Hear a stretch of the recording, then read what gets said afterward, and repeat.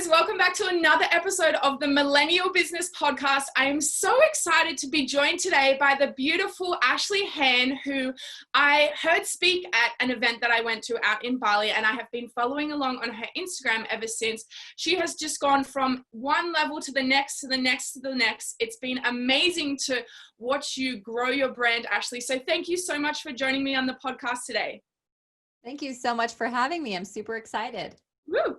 So just to begin with, have you experienced anything like that? Like, have you heard of do you know of anyone that your story has impacted, or you've been able to, your content has sort of inspired them to make a change at all in their life? Yeah, absolutely. So I just got I think it was 2 messages today saying that. And I get those messages and it warms my heart because that really is my soul, my heart's mission, is to really wake people up to the beauty of themselves, the value of themselves. And, especially women, I just have such a soft spot because I just feel there's so much healing that can happen with the feminine, and so much healing is already happening. And it's so cool to witness and be a part of this collective shift that's happening. And so, as women, we're hard on ourselves, man. We critique ourselves about every little thing. We judge ourselves. We judge others. We project, all these things. We're emotional. We're very emotional. And that's the other beauty part of it is we're tapped and tuned in. We have if we're able to really harness our emotion, which is just energy and motion, right? If we're able to really harness that, we can really tap into our powerful feminine energy. And I'm a true believer in that. I love supporting women with finding that within themselves. And that's why I wrote my book, right? I wrote my book to share my story, to share the tools I've learned along the way, so as to speak to the women who were just like me. I mean, I suffered anxiety disorder. I would wake up in the morning, I remember, and I would grab my knees to my chest and I just wanted to curl up in a ball and disappear. I was sad. I couldn't even be around a group of people that I didn't know without drinking alcohol to feel comfortable. I was in a totally different space, and that all came from a lack of self-love and a lack of self-worth. And so I'm really, really passionate about that. And when what you said is beautiful. When you really are living your authentic self, your true expression, it is the greatest feeling. It is the greatest feeling, right? And it's so funny because we make it out to be this scary thing. And then when you actually do it, you're like, holy shit, why didn't I do this sooner? You're like, why did I do this sooner? This is amazing. What was I so scared of? Because it's really not as scary as we freaking make it out to be. Like when I finally did step out into the light, I was so scared to do it. And then I do it and I'm like, what the heck was I so scared about?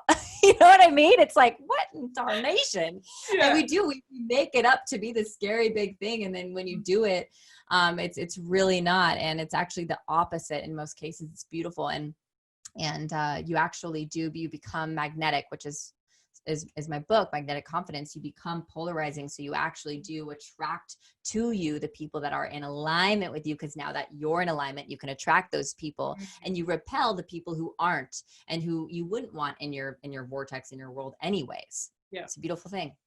Yeah, I love that. And I think it's so important. Every morning when I wake up, after I do my meditation, I do this thing, I call it bubbling my energy. And basically I just imagine sort of this sparkly light coming down from the universe or the sky or whatever you believe is up there. And it just makes this big swirling circle around me, and it just protects my energy from negative energies out there, negative people, negative situations, things that are happening, just to try and give me that little bit of a barrier to protect my own energy. Because I know if I can keep a positive, happy light and in my heart, then I'm going to help inspire other people to feel that way as well. And by me showing up in that way, it makes other people want to be happy and feel light and joyous as well. So I think that's so important.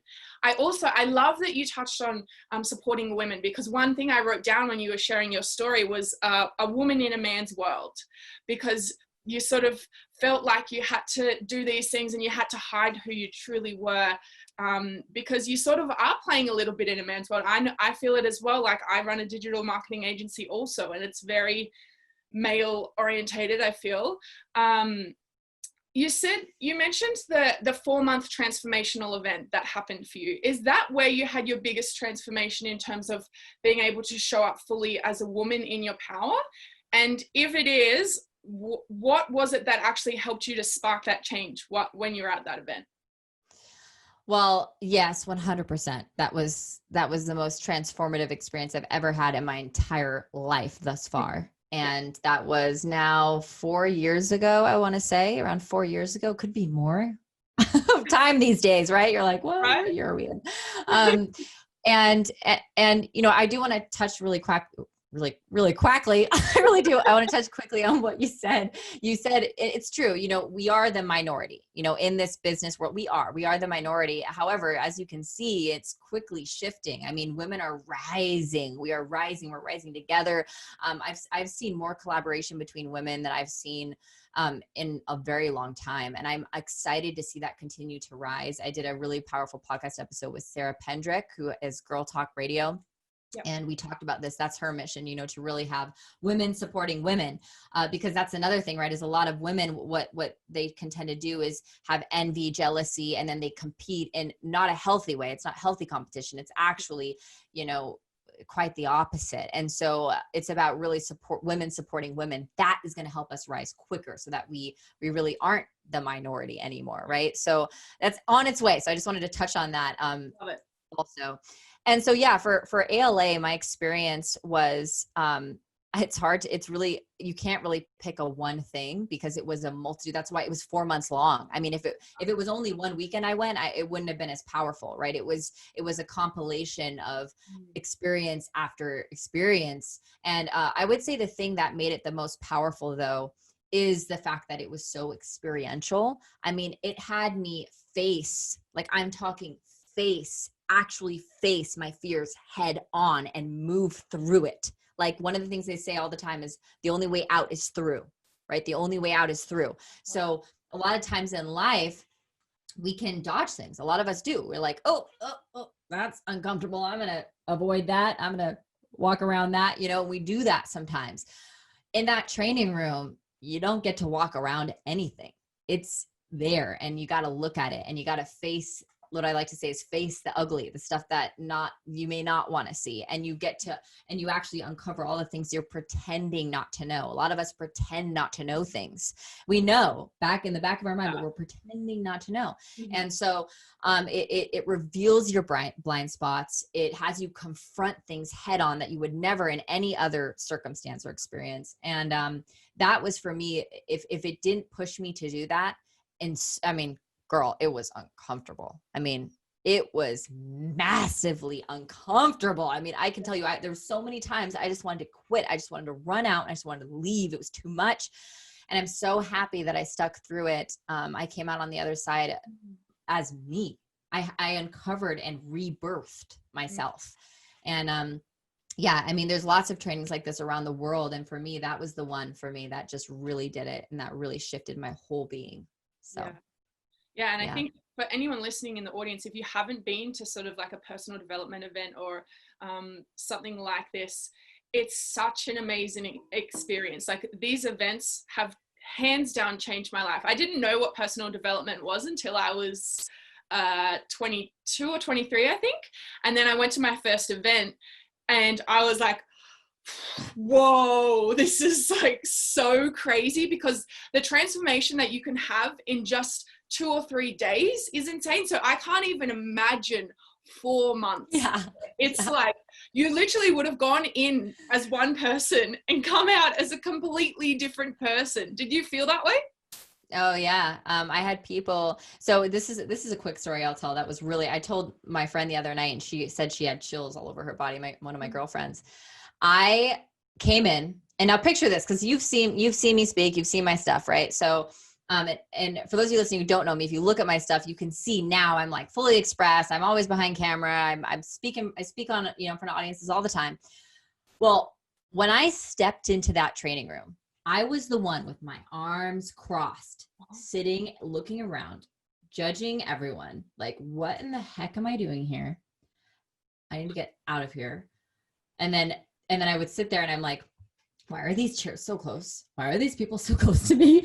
Like I was just in it. Like and I remember just being, and then there was people that would volunteer to speak, right? Like every now and then someone volunteered to speak. And I was like, my girlfriend even was like, come on, Ashley, because she went up, right? And I was like, no, I'm not doing that. I was scared to death of speaking in public. I was like, I'm talking when I gave my I couldn't even finish my senior presentation in college because my hands were shaking and I couldn't read the note card. I was shaking so much and I couldn't swallow. So I couldn't get words out so much so that everyone in my senior class would like in that presentation had their hands over their mouth and like they were feeling my pain and I had to hand it over to my colleague to finish it for me.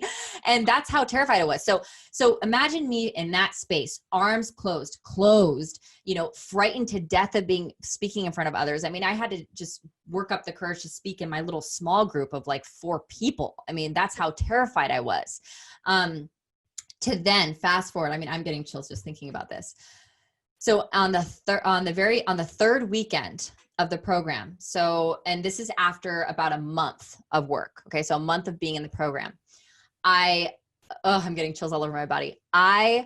There was this moment where all of us were standing in a circle, the whole group, right? It's a massive group and we're all standing in a circle and the facilitator holds the microphone up and she goes, okay, someone's going to lead this. Who's it going to be? We're stepping out. So the facilitators were stepping out and we're leaving it to the students.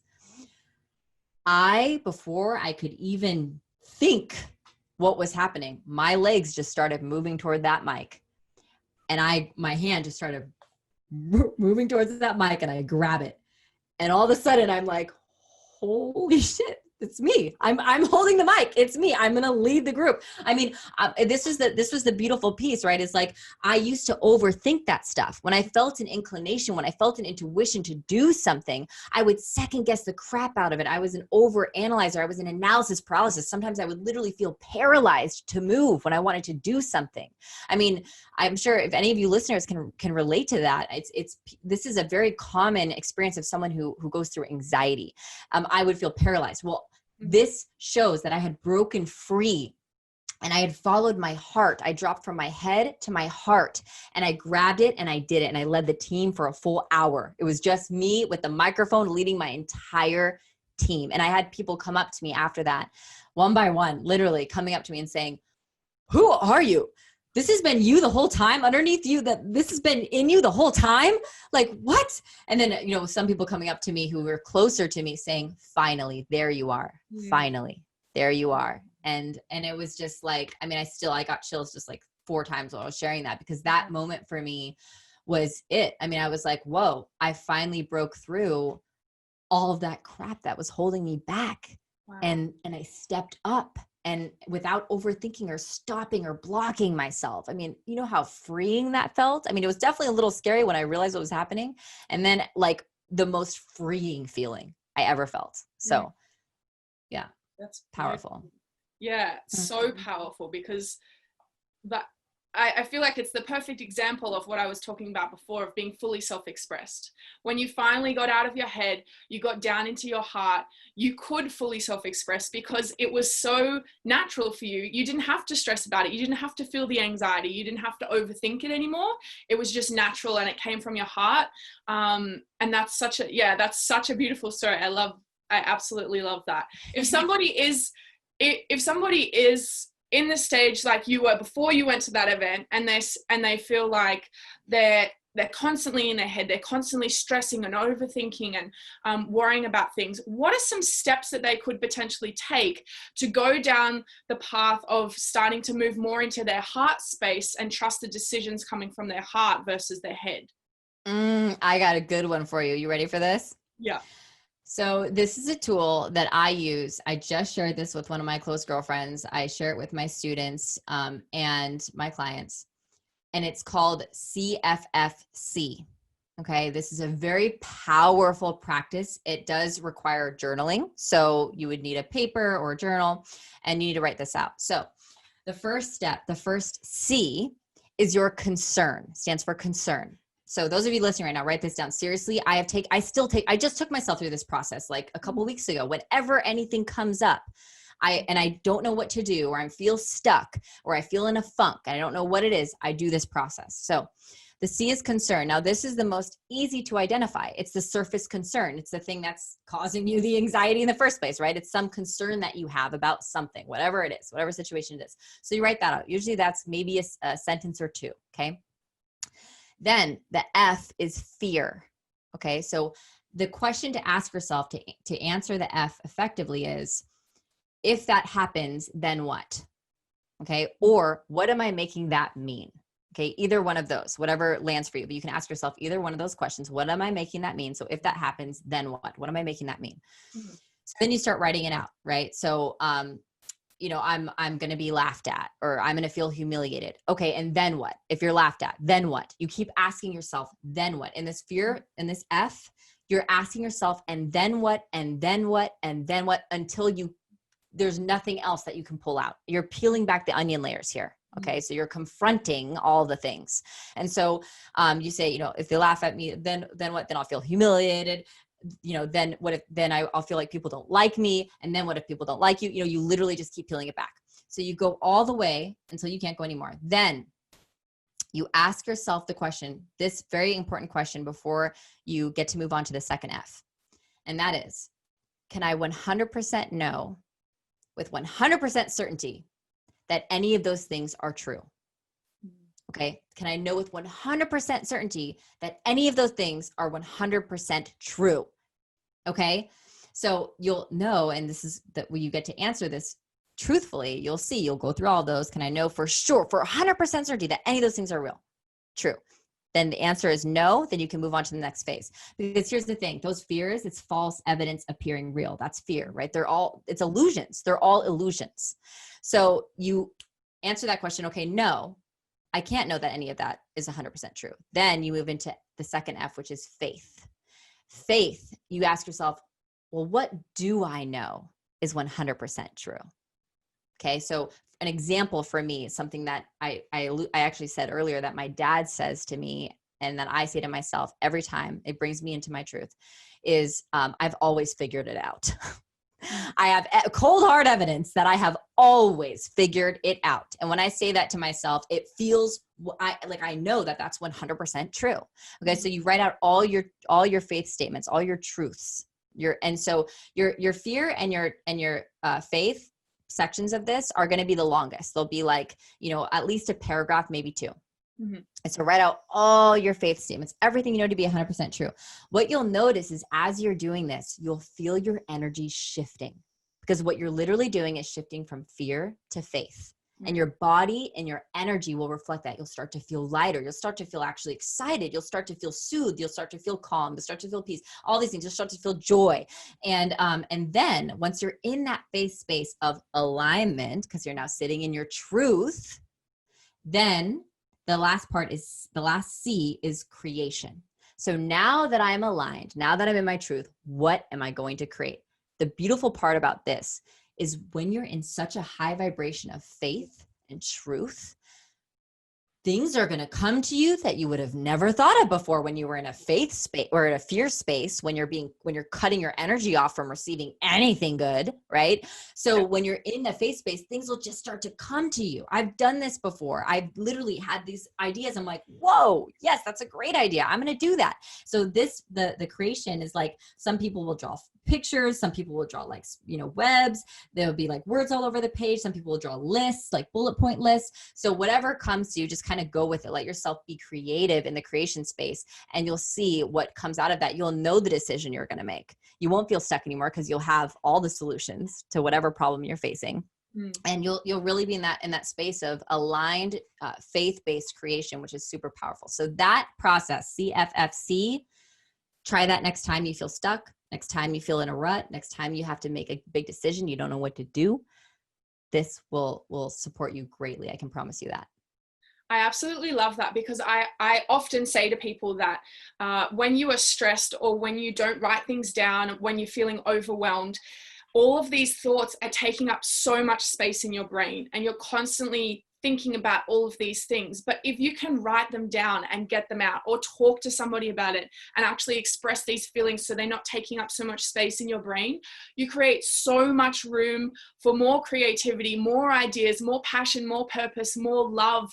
all of the good feelings. So I absolutely love that process, guys. If you didn't write that down, please go and get a pen and paper and rewind this episode and listen to it again, because that's something that you can apply to your whole life. It's not something you do once and then forget about it. Like, as you mentioned, you do it all the time. Anytime you're feeling stuck in a rut, it's an amazing process to be able to do, to actually get your thoughts out onto paper and then create more space in your brain so you don't feel so overwhelmed or paralyzed or stressed or anxious or whatever you're feeling. So absolutely epic. I love it.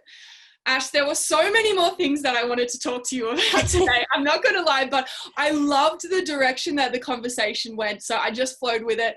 I would love for you to touch a little bit about touch on your mastermind that you are launching soon, because I know it's going to be epic. And I really think that it would provide so much valuable information and support to the audience listening. So can you tell the audience a little bit about that?